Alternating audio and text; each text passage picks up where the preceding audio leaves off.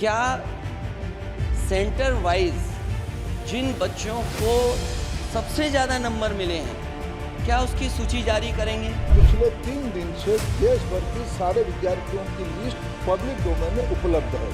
ये सारा चीज खुले पे है और कई प्रकार की तर्क आ चुका है। राजनीति नहीं करना, लेकिन अखिलेश जी जब वहाँ दायित्व में थे उस सुबह की सारे सूची है कितने बार उत्तर प्रदेश में क्वेश्चन पेपर लीक हुए हैं। The Indian examination system is a fraud. If you're rich and if you have money, you can buy the Indian examination system. मेरे सरकार की हिम्मत है, अभी हमने पब्लिक एग्जामिनेशन की रेगुलरिटीज में बिल लाए, कानून बनाए।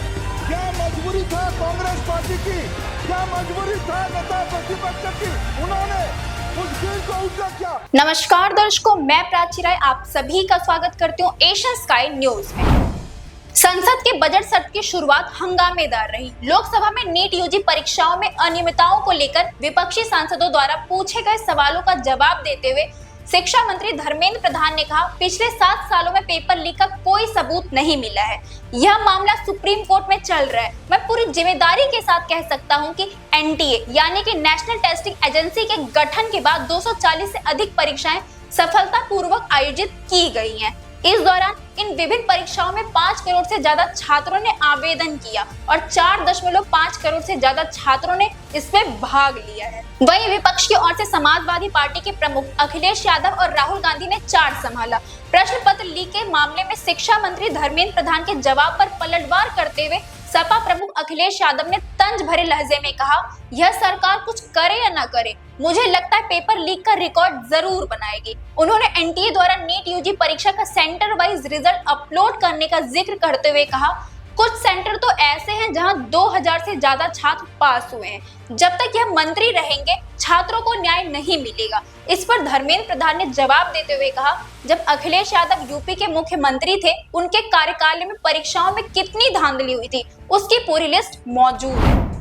अध्यक्ष महोदय, ये सरकार किसी और का रिकॉर्ड बनाए ना बनाए, लेकिन पेपर लीक का रिकॉर्ड जरूर ये सरकार बनाएगी।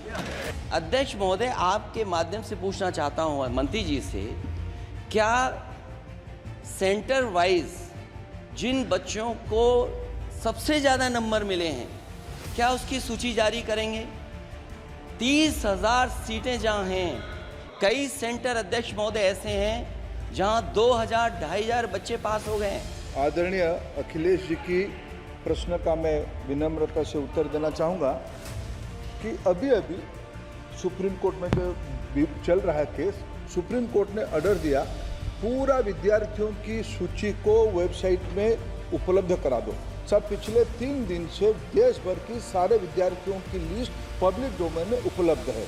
लेकिन अखिलेश जी जब वहाँ दायित्व में थे उस सुबह की सारे सूची है कितने बार उत्तर प्रदेश में क्वेश्चन पेपर लीक हुए। वहीं राहुल गांधी ने शिक्षा मंत्री धर्मेंद्र प्रधान से पूछा, इस समस्या के समाधान के लिए रणनीतिक स्तर पर आप क्या कर रहे हैं?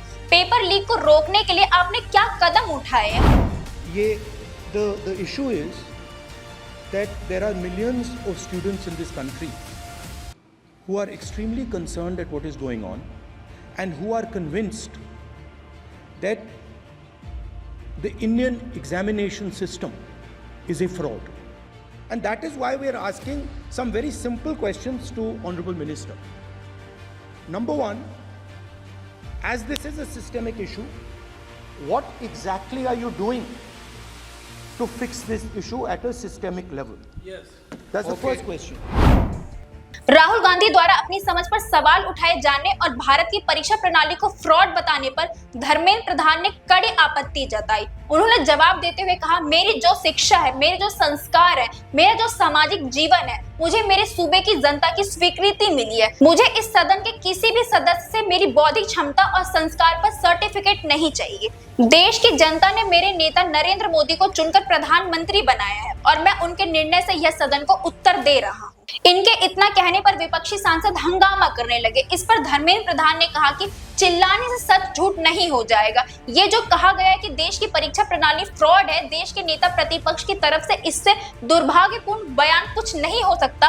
मैं कठोर शब्दों में उनके इस बयान की निंदा करता हूं। जिन्होंने रिमोट से सरकार चलाई है, उन्हीं के पार्टी के नेता कपिल सिब्बल 2010 में शिक्षा सुधार के 3 बिल लाए थे। उनमें से एक था provision of unfair practice bill, जिसका उद्देश्य शैक्षणिक संस्थाओं में अनियमितता पर अंकुश लगाना था। मेरे जो शिक्षा है, मेरे जो संस्कार है, मेरे जो सामाजिक जीवन है, मेरे को मेरे राज्य की, मेरे सूबे की जनता की स्वीकृति मिली है। मैं किसी की, मेरे बौद्धिक और मेरे संस्कार की सर्टिफिकेट मेरे को सारी सदन में किसी से नहीं चाहिए।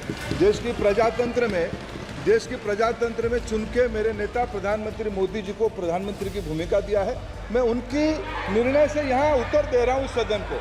बाकी ये कहना चिल्लाने से सच झूठ नहीं हो जाएगा साहब। ये जो कहा गया देश की अभी की एग्जामिनेशन सिस्टम रबिश है सर, इससे दुर्भाग्यजनक बयान देश की नेता प्रतिपक्ष का कुछ नहीं हो सकता है सर। मैं कठोर शब्द से इसको निंदा करता हूँ।